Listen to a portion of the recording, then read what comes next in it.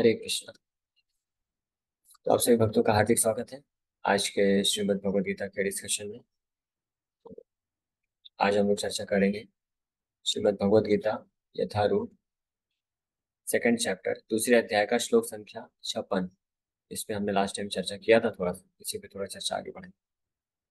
तो ये प्रसंग चल रहा है, ये गीता के दूसरे अध्याय का 5वां भाग है, जिसमें वास्तव में एक दूसरा अध्याय तो कंप्लीट हो चुका था 53 नंबर श्लोक में ही। भगवान कृष्ण गीता के दूसरे अध्याय 53 नंबर श्लोक तक संपूर्ण गीता अर्जुन को बता देते हैं।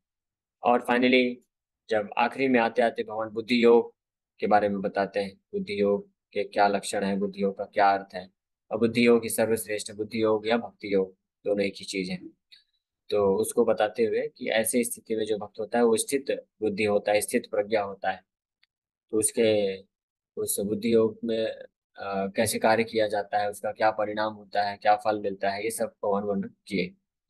तो अब अर्जुन ने फिर यहाँ से भगवान का गीता कंप्लीट हो गया, लेकिन अर्जुन ने प्रश्न पूछा कि इस प्रकार से बुद्धि योग में स्थित जो भक्त है, यानी स्थित प्रज्ञ जो भक्त है, उसके लक्षण क्या होते हैं, वो कैसे डील करता है, उसकी प्रतिक्रियाएं क्या होती हैं। पहला तो लक्षण पूछे कि लक्षण उसके क्या होते हैं। तो भगवान 2 श्लोकों में लक्षण बता रहे हैं, 55 और 56 नंबर श्लोकों में। उसके मन के और बुद्धि के क्या लक्षण होते हैं ये बता रहे हैं। और वो कैसे फिर आगे के श्लोकों में भगवान बताएंगे कैसे वो डील करता है, यानी जब उसके जीवन में कुछ आती हैं परिस्थितियां, तो उनके साथ वो कैसा व्यवहार करता है, और वो खुद से अपनी इंद्रियों को, अपने मन को, अपने शरीर को किस प्रकार से इस्तेमाल करता है इस संसार में रहते हुए, वो भी भगवान आगे आने वाले श्लोकों में वर्णन करेंगे। तो इस श्लोक में 56 नंबर श्लोक में हमने चर्चा किया था, दुखेशु अनुर्विघ्न मना सुखेशु विगति स्पृहा वीतराग भया क्रोधा स्थित धीर मुनिरुच्यते।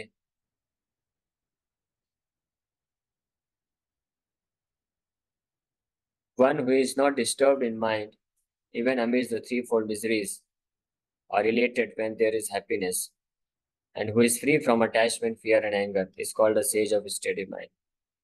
कि जो व्यक्ति, जिसका मन विचलित नहीं होता है या परेशान नहीं होता है 3 प्रकार के भौतिक क्लेशों की उपस्थिति में भी, और ना ही जिसका मन विचलित होता है जब बहुत उसको कुछ सुख, भौतिक सुख की प्राप्ति हो, और इस प्रकार से वो व्यक्ति जो है फ्री फ्रॉम अटैचमेंट, वीतराग, फ्री फ्रॉम फियर यानी डर, और फ्री फ्रॉम एंगर, क्रोध से मुक्त होता है, उसको man of study mind, sage of study mind या स्थित धीर बोला जाता है। स्थित धीर मुनि रुच्यते, ऐसा व्यक्ति मुनि कहलाता है। मुनि का मतलब होता है जो विचारवान। तो जो विचारवान होते हैं वही वास्तव में स्थित धीर बन सकते हैं। स्थित धीर मतलब मन को स्थित कर सकने वाले व्यक्ति, मन जिनका विचलित ना हो, तो मुनि ही केवल वो कार्य कर सकते हैं। और मुनि कौन हो सकते हैं? मुनि वो हो सकते हैं जिनकी प्रज्ञा स्थित प्रज्ञस्य है, जो जो पिछले श्लोक में वर्णन किया है। स्थित प्रज्ञा मतलब जिनकी बुद्धि व्यवस्थित है अच्छे तरीके से। तो बुद्धि और मन ये 2 अलग चीज है, समझना चाहिए। तो जिनकी बुद्धि व्यवस्थित है या सुव्यवस्थित है, अच्छी है, शुद्ध बुद्धि है, वही मुनि कहलाते हैं, वही मुनि बन सकते हैं। और जो मुनि होते हैं, मुनि का मतलब होता है असली विचारवान व्यक्ति, विचारशील, जो विचार कर सकते हैं, विवेकशील बोल सकते हैं, विवेक है जिनके पास। विवेक का मतलब, विवेक का पहचान क्या है कि सही क्या है, गलत क्या है, वो जानना। इस पे जो विश्लेषण कर सकते हैं वो विवेकशील कहलाते हैं, है ना। विवेकशील व्यक्ति वो नहीं बोला जाता है कि जो ये गणना कर सके कि मेरा किसमें लाभ और हानि होगा, वो असली विवेकशील व्यक्ति नहीं है। हालांकि उसके लिए बुद्धि जरूरत है, लेकिन उस बुद्धि की यहाँ पे बात नहीं की जा रही। तो ऐसे बहुत सारे धंधा व्यवसायी लोग होते हैं जो बहुत अच्छा बुद्धि लगा लेते हैं कि कहाँ पे मेरा लाभ होगा, मैं ज्यादा पैसा कमा सकता हूँ, कहाँ पे नुकसान होगा। तो उस वो एक अलग प्रकार का विवेक है, वो वास्तविक विवेक नहीं। वास्तविक विवेक क्या होता है? विवेक का मतलब होता है जहाँ पे व्यक्ति ये विचार कर सके या ये समझ सके कि क्या गलत है, क्या सही है, किस प्रकार से एक्ट करना, यानी किस प्रकार से बोलना या किस प्रकार से व्यवहार करना जो है उचित होगा और किस प्रकार से व्यवहार करना है, बोलना अनुचित होगा, जो इस बात को जानता है। सही और गलत को जानने वाले तो बहुत सारे होते हैं, हालांकि उसके लिए भी बुद्धि चाहिए, हर कोई भी सही गलत को भी नहीं जान पाता है ना। जो सही को गलत और गलत को सही समझते हैं वो तो अविवेकी होते हैं, अबुद्धिमान होते हैं, और उनके पास बुद्धि नहीं होती है, भ्रमित होते हैं वो, मोहग्रस्त होते हैं। मोहग्रस्त मतलब भ्रम में है, कि जो गलत को सही और सही को गलत मानते हैं, शरीर को ही खुद आत्मा मानते हैं और आत्मा होती ही नहीं ऐसा सोचते हैं, तो वो अविवेकी हैं, तो बुद्धि नहीं है उनके पास, मोहग्रस्त है।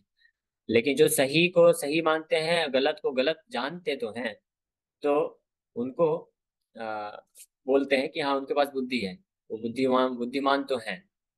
लेकिन विवेक का मतलब है कि जो सही गलत तो जानते हैं लेकिन साथ में उचित अनुचित भी जानते हैं, उनको विवेकशील बोला जाता है। और वो विवेक जो होता है केवल और केवल उनके पास होता है जो स्थित प्रज्ञा होते हैं, जिनकी जो प्रज्ञा है यानी बुद्धि है अच्छे से व्यवस्थित है। और स्थित प्रज्ञा यानी बुद्धि किसकी व्यवस्थित होती है? जो भगवान के शुद्ध भक्त होते हैं, यानी जिनकी बुद्धि भगवान, जो भगवान से बुद्धि प्राप्त करते हैं, जिनकी बुद्धि भगवान के लिए समर्पित है, वो स्थित प्रज्ञा होते हैं। और वही विवेकशील हो सकते हैं, और ऐसे विवेकशील व्यक्ति ही उचित और अनुचित जानते हैं, सही और गलत के परे। क्योंकि संसार में कुछ चीजें हो सकती हैं जो कि सही हो लेकिन उचित ना हो, वहीं दूसरी और कुछ चीजें हो सकती हैं गलत हैं लेकिन उचित है। कई बार कुछ चीजें हम ऐसा हो सकता है बोलें जो कि वास्तविक हो, सत्य तो हो, लेकिन उसको बोलना उचित नहीं। और कई बार ऐसी चीजें हो सकती हैं जो कि वास्तविक नहीं है, लेकिन उसको बोलना उस समय की जरूरत है तो उचित है। तो इस प्रकार से उचित अनुचित, अप्रोप्रिएट इन अप्रोप्रिएट का जिनको पास ज्ञान होता है उसको विवेकशील बोलते हैं, और वो मुनि लोग कहलाते हैं। और ऐसे मुनि लोग होते हैं, स्थित प्रज्ञा जो होते हैं उनके पास ये विवेक होता है। और इस प्रकार से मुनि जो होते हैं उन्हीं का जो स्थित धीर हो सकता है। स्थित धीर मतलब उन्हीं का मन जो है शांत रह सकता है, कहने का मतलब अभी तक जो हमने 10 मिनट में चर्चा किया, 5-7 मिनट में, वो इस निष्कर्ष को निकालने पे किया कि मन किनका शांत रह सकता है। स्थित धीर का मतलब होता है जिनका मन जो है अविचलित होता है, विचलित नहीं होता। क्योंकि हम इस संसार के लोगों को, वस्तुओं को, परिस्थितियों को, मौसम को, इस संसार की इन चीजों को, बाहरी चीजों को हम परिवर्तित नहीं कर सकते। जो व्यक्ति ये सोचता है कि मैं अपने जो है व्यवहार से, मैं अपने शक्ति से, मैं अपने पोजीशन से, पावर से, और मैं अपने बुद्धि से, चालाकी से, या अपने डरा के, धमका के, या मैं अन्य अन्य लोगों का सहारा लेकर के, हाँ, भड़क के, ये अलग अलग तरीके से मैं जो है बाहरी जो चीजें हैं उनको परिवर्तित कर दूंगा, तो वास्तव में वो भ्रम में जीते हैं। वो संभव नहीं है, क्योंकि बाहरी वस्तुओं को हम किनको किनको हम परिवर्तित कर सकते हैं। हाँ। आप चल रहे हैं तो आपको कुछ लोग मान लीजिए आके कुछ भला बुरा बोलते हैं, तो आप उनका मुंह बंद कर सकते हैं, लेकिन आगे और लोग आएंगे, फिर तो और उनका भी मुंह बंद कर सकते हैं, लेकिन और लोग आएंगे, करोड़ों लोग हैं। हम किनका किनका मुंह बंद कर सकते हैं? हम किनको किनको कंट्रोल कर सकते हैं? हम सबको कंट्रोल नहीं कर सकते। तो इसीलिए जो बुद्धिमान व्यक्ति होते हैं वो बाहरी एक्सटर्नल्स को परिवर्तित करने का प्रयास नहीं करते, बल्कि इंटरनल मना स्थिति जिसको बोलते हैं, एक होता है पर स्थिति, यानी बाहरी, बाहर की जो स्थिति है उसको परिवर्तित करने का प्रयास करना, और दूसरा होता है मना स्थिति। तो स्थित धीर जो होते हैं वो मना स्थिति पे वर्क करते हैं, यानी स्थित धीर जो है वो मन से, मन उनका विचलित नहीं होता है ऐसे किसी भी प्रकार के मन को विचलित करने वाले जो भी घटनाएं होती हैं उनके जीवन में, तो क्योंकि वो मुनि होते हैं, स्थित प्रज्ञा होते हैं। और मन को विचलित करने की कौन कौन सी घटनाएं हो सकती हैं? वो पॉजिटिव भी हो सकती है, निगेटिव भी हो सकती है। यानी दुख भी दुख भी आ सकते हैं और सुख भी आ सकते हैं, दोनों ही स्थिति में व्यक्ति का मन जो है विचलित हो सकता है। तो जो स्थित धीर होते हैं वो दुख में भी उनका मन विचलित नहीं होता है, और सुख में भी उनका मन विचलित नहीं होता है। ये यहाँ पे लक्षण बताए गए। क्यों ऐसा है? क्योंकि वीतराग भय क्रोध, ये तीसरी लाइन में भगवान बताते हैं। तो स्थित प्रज्ञा होते हैं केवल वही विवेकशील होते हैं। और वो विवेकशीलता क्या है इसमें हम लोग चर्चा करेंगे। विवेकशीलता का मतलब होता है उचित और अनुचित का ज्ञान रखना, उसको जानना, उसको फिर अपने जीवन में उतारना, उसको विवेकशील बोलते हैं। और ऐसे लोग ही स्थित धीर हो सकते हैं, यानी उनका मन शांत हो सकता है। और मन शांत क्यों होता है? क्योंकि वो वीत राग भय क्रोधा, वो इस संसार के आसक्ति, राग मतलब आसक्ति, और भय मतलब डर, और क्रोधा मतलब गुस्सा, क्रोध, इससे मुक्त होते हैं। इसीलिए उनको उनका जो मन है वो फिक्स रहता है, स्थित रहता है, या विचलित नहीं होता है। इसलिए दुख भी आएगा तो भी मन विचलित नहीं होता है, सुख भी आएगा तो मन विचलित नहीं होता है। व्यक्ति का मन विचलित क्यों होता है? क्योंकि राग है। अगर आसक्ति होता है तो उस आसक्ति, जिस वस्तु, व्यक्ति या स्थान या पद प्रतिष्ठा, जिसके प्रति अगर किसी का आसक्ति है, तो उस आसक्ति होने के कारण, उसको प्राप्त करने के कारण मन विचलित होता है। और भय क्या होता है? कि अगर हमारे पास कुछ, कोई वस्तु या व्यक्ति या स्थान या कुछ पद प्रतिष्ठा नाम सम्मान है, तो उसको खो जाने का भय होता है। इसलिए उस कंडीशन में भी मन जो है विचलित होता है। और तीसरा, क्रोध क्यों होता है? कि अगर खो गया या कोई आके डिस्टर्ब कर दिया तो क्रोध हो जाता है। तो ये तीनों जो है कनेक्टेड है। ये रूट कॉज क्या है? आसक्ति ही है, कि हम कुछ भौतिक इच्छा, भौतिक लाभ प्राप्त करना चाहते हैं, वो आसक्ति हृदय में रहती है। तो उसको प्राप्त करने के लिए भी पहला मन विचलित होता है। और अगर प्राप्त कर लिए हैं तो उसको नष्ट हो जाने का, खो जाने का भय होता है। और अगर खो जाता है या कोई आके बाधा कर देता है, कोई उसको नष्ट कर देता है, तो उसके प्रति क्रोध आता है। तो ये राग, भय और क्रोध, ये तीन चीज होने के कारण मन जो है व्यक्ति का डिस्टर्ब होता है, विचलित होता है। तो किनका मन डिस्टर्ब नहीं होगा, विचलित नहीं होगा? जो वीत, वीत मतलब इन तीन चीजों से मुक्त है। राग भय क्रोध, वीत राग भय क्रोध स्थित धीर के लक्षण है बताए गए हैं। और ऐसा व्यक्ति ही दुखेशु अनुद्विग्न मना, दुख में भी बिना कष्ट के हो सकता है, और सुख में भी उसका मन विचलित नहीं हो सकता है। अब इस स्टेज को कौन प्राप्त कर सकता है? तो यहाँ पे जो चर्चा की जा रही है, ये इफेक्ट बताया जा रहा है। परसों हमने इस बात पर चर्चा किया था कि ये हम आर्टिफिशियल, कृत्रिम रूप से हम प्रयास करके इस स्थिति पे नहीं आ सकते। ये ऐसे भक्त की, यानी ऐसे व्यक्ति की जो कि शुद्ध भक्त है भगवान का, जिसका बुद्धि फिक्स्ड अप है भगवान के चरणों कमलों में, उसके ये स्वाभाविक लक्षण यहाँ पे बताए गए। क्यों वो ऐसी स्थिति में होता है? तो वो विवेकशील होता है, उचित अनुचित जानता है, वो राग भय क्रोध से मुक्त होता है। क्यों? तो अभी ध्यान से सुनिएगा, महत्वपूर्ण क्या कारण है। कि क्या कारण है कि जो स्थित प्रज्ञा भक्त है, स्थित प्रज्ञा है, होता है, वो इस प्रकार के राग भय क्रोध से मुक्त होता है। इसलिए दुख और सुख कुछ भी आता है तो उसका मन जो है विचलित नहीं होता है, डिस्टर्ब नहीं होता है। हाँ, इसका क्या कारण है? क्योंकि स्थित प्रज्ञा है वो। स्थित प्रज्ञा का क्या अर्थ है? क्योंकि उसका बुद्धि जो है फिक्स्ड है, क्योंकि उसका गोल जो है निश्चित है, लक्ष्य उसका सुनिर्धारित है, सुनिश्चित है। हाँ, उसको अन्य और कुछ प्राप्त ही नहीं करना है इस संसार से। इसीलिए मन विचलित नहीं होता है। और उसके पास ऐसा कुछ होता नहीं है जो खो जाने का डर है, इसलिए मन विचलित नहीं होता है। और इसलिए उसको क्रोध नहीं आता है। जब तक हम इस संसार की किसी वस्तु को या कुछ भी प्राप्त करने की इच्छा रखेंगे, तो उसको प्राप्त करने के लिए फिर जो है इच्छा बनी रहेगी और मन विचलित हो। लेकिन अगर जो स्थित प्रज्ञा होता है, जिसका बुद्धि फिक्स्ड अप होता है, उसका केवल एकमात्र इच्छा होता है, क्योंकि उसका भगवान के चरण कमलों में मन फिक्स होता है, तो वो केवल भगवान के चरण कमलों का आश्रय लेना चाहता है, केवल भगवान का ही सेवा करना चाहता है, केवल भगवान का स्मरण करना चाहता है। तो भगवान के नाम का स्मरण करने में, भगवान के चरण कमल का स्मरण करने में, और भगवान का सेवा मात्र करने में उसको जिस दिव्य आनंद की अनुभूति होती है, तो उसको अन्य कोई जो दुख है वो परेशान नहीं करता, या कोई भी भौतिक सुख उसको विचलित नहीं करता है। ये कारण, यानी कहने का मतलब है, स्थित प्रज्ञा जो व्यक्ति होता है उसका लक्ष्य जो है सुनिश्चित होता है, सुनिर्धारित होता है, और लक्ष्य फिक्स होता है। और वो लक्ष्य इतना बड़ा होता है कि उसके सामने इस संसार के सारे दुख भी छोटे हो जाते हैं, और सारे सुख भी, भौतिक सुख भी छोटे हो जाते हैं। इसलिए वो सारे दुख और सुख छोटे होने के कारण उसको प्रभावित नहीं कर पाते हैं, क्योंकि उसका लक्ष्य तो वो भारी है, यानी उसका लक्ष्य इतना भारी होता है। हाँ, जैसे जब आंधी तूफान आएगा, आता है, तो सड़क में मान लीजिए हाथी चल रहा है, और कुछ छोटे छोटे पक्षी लोग भी हैं, पशु पक्षी भी हैं। तो आंधी तूफान आएगा तो पशु पक्षी को हिला देगा, लेकिन हाथी बिंदास चलता रहेगा, उसको प्रभावित नहीं करेगा, क्योंकि वो इतना भारी है, भारी भरकम है उसका शरीर। उसी प्रकार से जो स्थित प्रज्ञा होता है, उसका जो लक्ष्य होता है बहुत भारी होता है। उसके लक्ष्य के सामने ये जो भौतिक संसार के दुख और सुख बहुत ही टेम्परेरी होते हैं, उसको विचलित नहीं करते हैं। ये पहला कारण, जो सबसे महत्वपूर्ण कारण है। दूसरा कारण, जो स्थित प्रज्ञा भक्त होता है, ददामि बुद्धि योगम तम, भगवान से बुद्धि प्राप्त किया है इसलिए स्थित प्रज्ञा कहलाता है।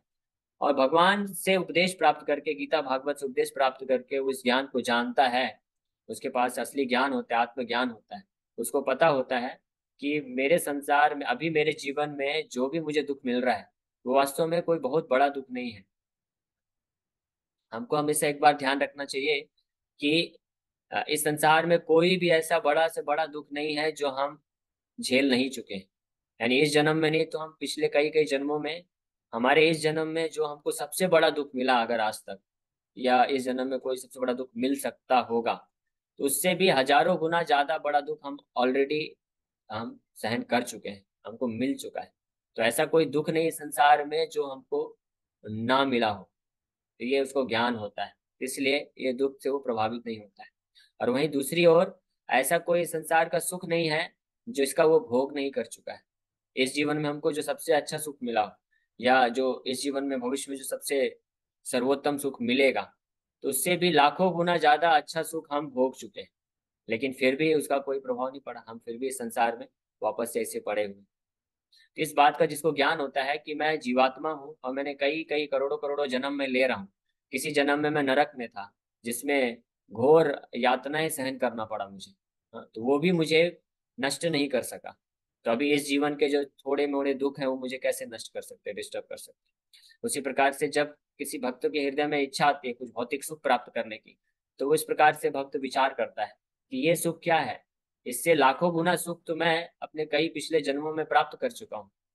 किसी जन्म में मैं देवता था, इंद्र भी बन चुका हूँ, ब्रह्मा भी बन चुका हूँ। इंद्र के पास जो ऐश्वर्य है, सुख है, समृद्धि है, और वो भी करोड़ों करोड़ों साल इंद्र जो है समस्त प्रकार के इंद्रिय भोग को करते हैं बिना किसी बाधा के। तो उस प्रकार से लाखों गुना ज्यादा स्तर का सुख मैं भोग चुका हूँ, फिर भी मैं संतुष्ट नहीं हुआ, फिर भी कोई फायदा नहीं हुआ, कोई लाभ नहीं हुआ।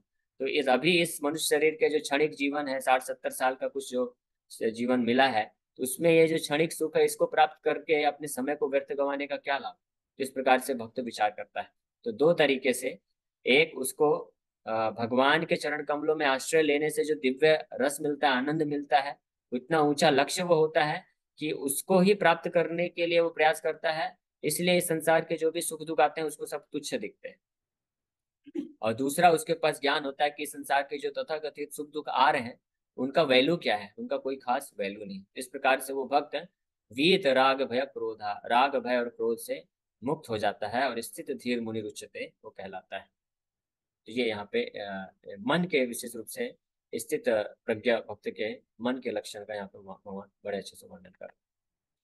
तो तात्पर्य में कृपा जी वर्णन कर रहे हैं। The word Muni means one who can agitate his mind in various ways for mental speculation without coming to a factual conclusion. It is said that every Muni has a different angle of vision, and unless a Muni differs from other Munis, he cannot be called a Muni in the strict sense of the term. नासा ऋषि यस्य मतम न भिन्नम, महाभारत का एक श्लोक है, इसमें बताया गया ना, आशा ऋषि यस्य मतम न भिन्नम, नाशा मुनि मुनि यस्य मतम न भिन्नम। कि वो व्यक्ति मुनि नहीं कहला सकता जिसका अपना खुद का कुछ मत ना आना, खुद का कुछ ओपिनियन ना। अलग अलग जो मुनि लोग हैं, विचारवान व्यक्ति हैं, अपना अपना अलग अलग मत देंगे। तो अगर आपको मुनियों में काउंट करना है कि आप भी एक मुनि हैं, तो आपका मत उन सबके मत से डिफरेंट होना चाहिए, अलग होना चाहिए, तब आप मुनि कहलाएंगे। और केवल इतना ही नहीं, आपको उन सारे मुनियों के मत को काट के अपने मत को स्थापना करने का तर्क शक्ति होना चाहिए, तब आप मुनि कहलाएंगे। तो ये मुनि की डेफिनेशन बताइए। हाँ, तो ये हालांकि भौतिक स्तर पे है ये मुनि भी, लेकिन ये मुनि की डेफिनेशन है शास्त्रों में। लेकिन महामुनि कौन है? महामुनि जो है भगवान नारायण है, वेद व्यास जी, नारद मुनि है, वो महामुनि है। महामुनि मतलब महान मुनि, द ग्रेटेस्ट मुनि, जो स्ट्रिक्ट रूप में भगवान के शुद्ध भक्त होते हैं। बट स्थित धीर मुनि, हाँ, ये वो आ गया, प्रभुपाद जी वही चीज बोल रहे हैं कि जो असली मुनि कौन है, स्थित धीर मुनि है, या महामुनि भी बोल सकते हैं उसको। As mention here in by the Lord is different from an ordinary muni, जो साधारण मुनि उससे अलग होता है स्थित धीर मुनि। द स्थित धीर मुनि is always in Krishna consciousness, for he has exhausted all his business of creative speculation. तो वो इस प्रकार के तर्क वितर्क में अपना अलग अलग मत बना करके जो कार्य है सिद्ध करना, ये सब में से परे हो जाता है। वो केवल केवल उसका जो विचार शक्ति है फिक्स हो जाता है भगवान के चरण कमलों का सेवा, उनका भक्ति करने में, श्रवण कीर्तन करने में। तो वो स्थित धीर मुनि कहलाता है। ही इज कॉल्ड प्रशांत निशेष मनोरथांतर, स्तोत्र रत्न में बताते हैं यामुनाचार्य जी। और one who has surpassed the stage of mental speculations and has come to the conclusion that Lord Shri Krishna और वासुदेव इज एवरीथिंग, वासुदेव सर्वमिति स महात्मा सुदुर्लभ। He is called a Muni fixed in mind. Such a fully Krishna conscious person is not at all disturbed by the onslaughts of the threefold miseries, for he accepts all miseries as the mercy of the Lord, thinking himself only worthy for more trouble due to his past misdeeds. And he sees that his miseries, by the grace of the Lord, are minimized to the lowest. तो इस प्रकार के जो स्थित धीर मुनि होता है, वो अपने जीवन में आने वाले जितने भी प्रकार के क्लेश होते हैं, उन सब को भगवान की कृपा के रूप में स्वीकार होता है। वो क्रोधित नहीं होता। जब क्लेश आते हैं, उसके जीवन में कष्ट आते हैं, दुख आते हैं, उससे वो क्रोधित नहीं होता, बल्कि वो और भगवान के प्रति उसकी जो है भक्ति बढ़ जाती है, भगवान के प्रति उसका प्रेम बढ़ जाता है, और वो मुस्कुराता है। वो रोता नहीं है, वो क्रोधित भी नहीं होता है, वो मुस्कुराता है जब क्लेश आते हैं उसके जीवन में। तो हम लोग आर्टिफिशियली नहीं कर सकते, ये एक अलग स्टेज है। यहाँ पे भगवान उन स्थित प्रज्ञा भक्ति के लक्षण की बात कर रहे हैं कि हमारा, लेकिन हम ये सब चर्चा कर रहे हैं ताकि ये हमारा लक्ष्य है, या हम जान सके कि हम अगर भगवान की भक्ति में आगे बढ़ेंगे तो इस स्टेज को प्राप्त कर सकते हैं। तो जब क्लेश आते हैं, तो प्रायः जब संसार में किसी व्यक्ति के जीवन में क्लेश आते हैं, तीन प्रकार के क्लेश होते हैं: आध्यात्मिक क्लेश, अधिभौतिक क्लेश, अधिदैविक क्लेश। आध्यात्मिक क्लेश जब आता है, आध्यात्मिक क्लेश मतलब, आध्यात्मिक मतलब स्पिरिचुअल नहीं, आध्यात्मिक वो अलग है। ये आधि आत्मिक क्लेश है, मतलब अपने शरीर मन बुद्धि के कारण जो हमको क्लेश आता है, कष्ट आता है, हमारा खुद का शरीर, हमारा खुद का मन जो हमको दुख देता है, उसको आध्यात्मिक क्लेश बोलते हैं। और उस स्थिति में व्यक्ति क्या होता है, फ्रस्ट्रेट होता है, अंदर ही अंदर परेशान होता है, घुटन होता है उसको, और वो कुछ कर नहीं सकता है, लेकिन खुद ही फ्रस्ट्रेट होता रहता है, डिप्रेशन में जाता है, परेशान होता है, डिस्टर्ब होता है। बहुत होगा तो किसी के पास जाके अपना हृदय खोलेगा, रोएगा, बस ये कर सकता है ना, जो साधारण व्यक्ति होता है। और दूसरे प्रकार का क्लेश होता है कि आधि भौतिक क्लेश। आधि भौतिक क्लेश मतलब किसी अन्य व्यक्तियों के द्वारा, जीव जंतुओं के द्वारा, पशु पक्षियों के द्वारा जो हमको कष्ट मिलता है। कोई दूसरा व्यक्ति ने हमको कुछ बोल दिया, या कोई हमारे मतानुसार, हमारे कहने अनुसार कार्य नहीं किया, अपने मनमाने ढंग से किसी ने कार्य कर लिया, तो फिर उसमें हमको बहुत दुख होता है, हमको क्रोध आता है, हम उसको गाली गलौज करते हैं, उसके प्रति क्रोधित होते हैं, उसको मारने के लिए भागते हैं। तो इस प्रकार से हमारा मन पूरी तरह से विचलित हो जाता है। तो ये दूसरे प्रकार के क्लेश में व्यक्ति, लोग दूसरे को ऊपर दोषारोपण करके उसको मारने के लिए, उसको क्रोध देने के लिए उसके ऊपर गाली गलौज करते हैं, ये कार्य करते हैं। और तीसरा क्लेश होता है अधिदैविक क्लेश, यानी आपदाएं आती हैं, महामारी आती है, और ज्यादा गर्मी, ज्यादा ठंडी। तो इस स्थिति में जो साधारण व्यक्ति होता है, वो भगवान को, देवताओं को, प्रकृति को, या प्रकृति का जो शोषण कर रहे हैं उन लोगों को, उसका निंदा करते हैं, उसको ऊपर फ्रस्ट्रेशन निकालते हैं। यानी तीनों स्थिति में जो स्थित धीर व्यक्ति नहीं है, तो वो अपना कुछ ना कुछ फ्रस्ट्रेशन किसी न किसी प्रकार से निकालता है। लेकिन जो स्थित धीर व्यक्ति होता है, वो ये तीन प्रकार के जब क्लेश होते हैं, इन तीनों प्रकार के क्लेश में वो पॉजिटिव चीज देख लेता है, और उसको प्रेरणा मिलती है, और वो इन क्लेशों के मध्य में रहते हुए मुस्कुराता हुआ भगवान के सेवा में और बढ़ जाता है तीव्रता से। वो विचार करता है कि भगवान कितने दयालु हैं, भगवान मेरे को जल्दी शुद्ध करना चाहते हैं, इसलिए मेरे जीवन में इस प्रकार के क्लेश भेज रहे हैं। और मेरे तो पिछले कर्म अनुसार ज्यादा मुझे दुख मिलना था, लेकिन भगवान ने कम करके दे दिया। तो भगवान कितने तत्पर हैं मुझे अपने अपने प्रति शरणागत बनाने के लिए। तो इस भाव में, इसके ऊपर विचार करते करते वो मुस्कुराता है और कभी रोता है ना? लेकिन ये रोना वो क्लेश के कारण रोना नहीं है, ये रोना है कि भगवान कितने दयालु हैं, मेरे परम हितैषी हैं, तो मुझे इस प्रकार से कृपा कर रहे हैं। इस प्रकार का ये स्थित प्रज्ञा जो भक्त होता है, स्थित धीर मुनि रुचते, उसके ये भाव होते हैं।